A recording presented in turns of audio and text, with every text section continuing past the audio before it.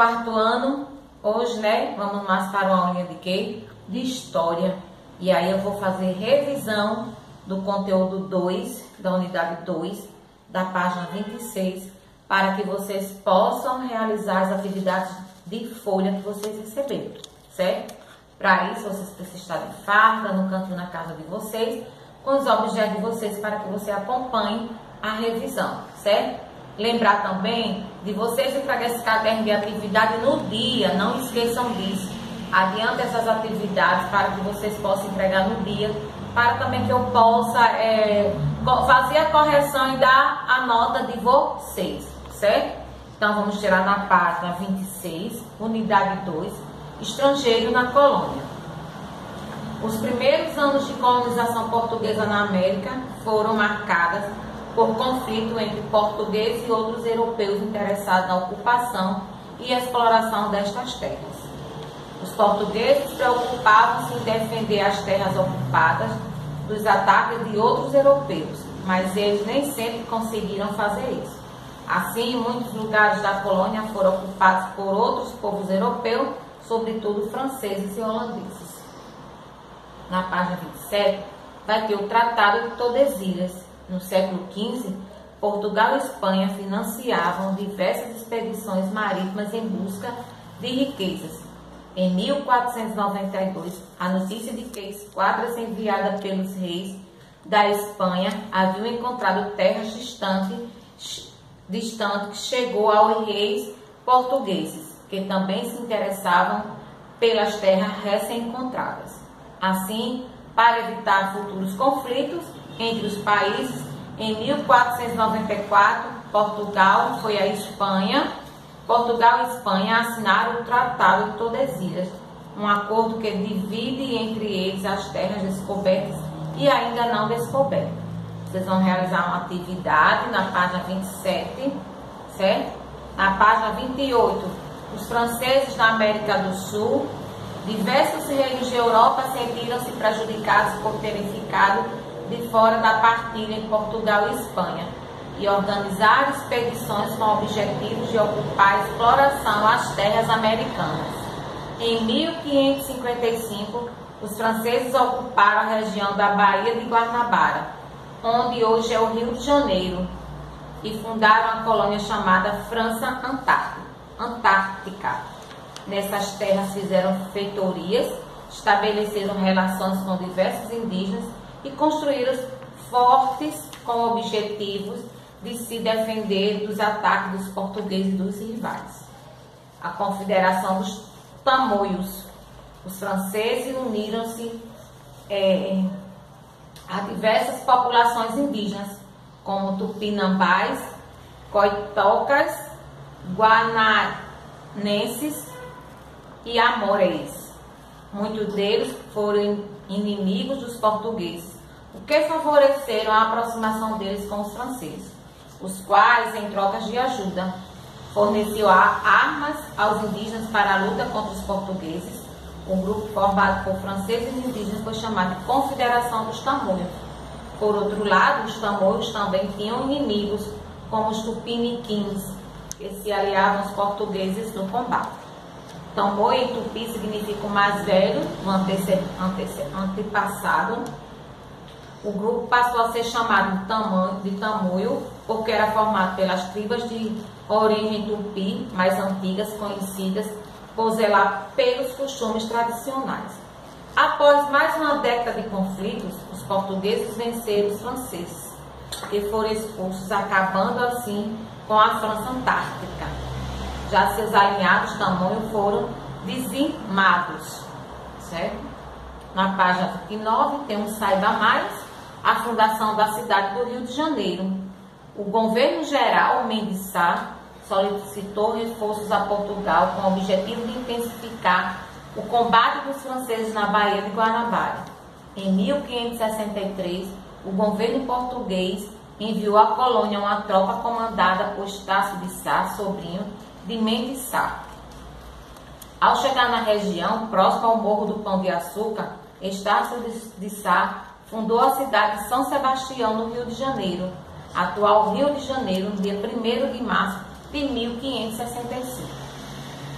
França equinocial. Em 1612, a França organizou uma nova expedição com o objetivo de ocupar outro trecho das colônias portuguesas na América. Dessa vez, escolheram o Maranhão, onde fundaram a França equinocial. Iniciaram a construção de um forte de São Luís, que deu origem à cidade de São Luís, a atual capital do Maranhão. O forte recebeu esse nome em homenagem a Luís XIII, rei de França naquela época. Mais uma vez, ocorreram diversos combates entre os franceses e portugueses. Depois de muitas lutas, os franceses foram vencidos em 1615. Na página 30 vai ter uma atividade para vocês se realizarem. Quem já fez essas atividades, não se preocupem, tá? Não precisa fazer, só faz ler o conteúdo para entender e fazer as atividades. Na página 31 vai ter os holandeses no Brasil. No início da colonização do Brasil, a atividade econômica mais praticada era o cultivo da cana para a produção de açúcar. As capitanias mais produziam açúcar eram a Bahia e Pernambuco. Parte do sucesso da produção de açúcar ocorreu pela ação de ricos holandeses que emprestavam dinheiro aos portugueses, em troca vendiam o açúcar na Europa. No entanto, a parceria entre portugueses e holandeses foi interrompida em 1580, com a morte de Dom Sebastião, rei de Portugal, que não deixou herdeiros. O parente mais próximo dele era o rei da Espanha, que passou também a ser o rei de Portugal e suas colônias. Como espanhóis e holandeses estavam em conflito, a antiga parceria foi desfeita. Holandeses na Bahia. Em 1624, os holandeses ocuparam a capitania da Bahia, conquistando rapidamente a cidade de Salvador. No entanto, não possuía recursos suficientes para se manter nela enquanto se defendia dos ataques portugueses. Assim, um ano após a invasão, os holandeses foram expulsos pelos portugueses.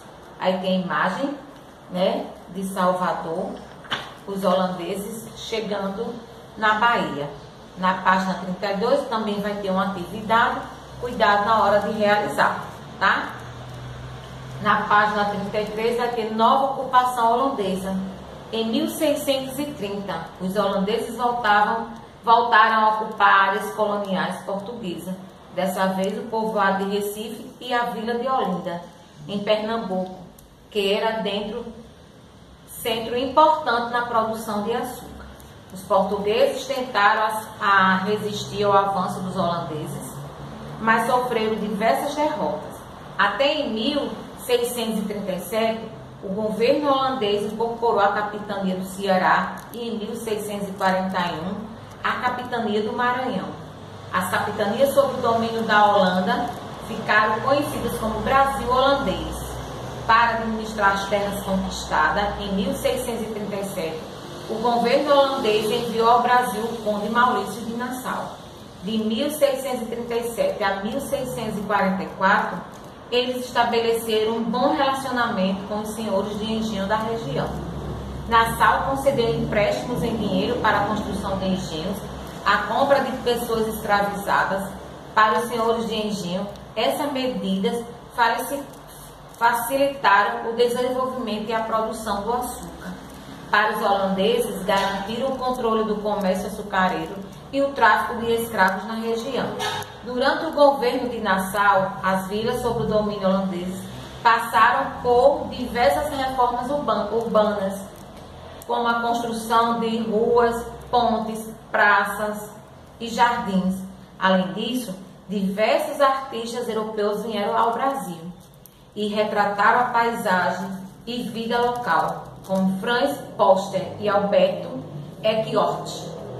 Aí está as imagens, né, da nova ocupação dos holandeses. Na página 34 vai ter o fim da ocupação holandesa. A administração de Maurício de Nassau não gerou os lucros esperados pelo governo holandês, que passou a questionar seus métodos após uma crise na produção de açúcar. Com isso, Nassau retornou à Holanda em 1644.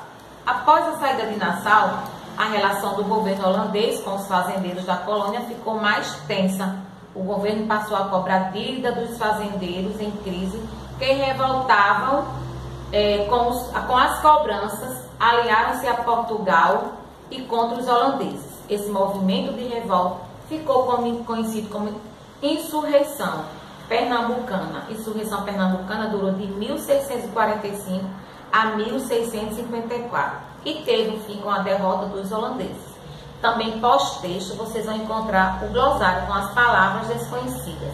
Releia os textos para fazer uma boa atividade.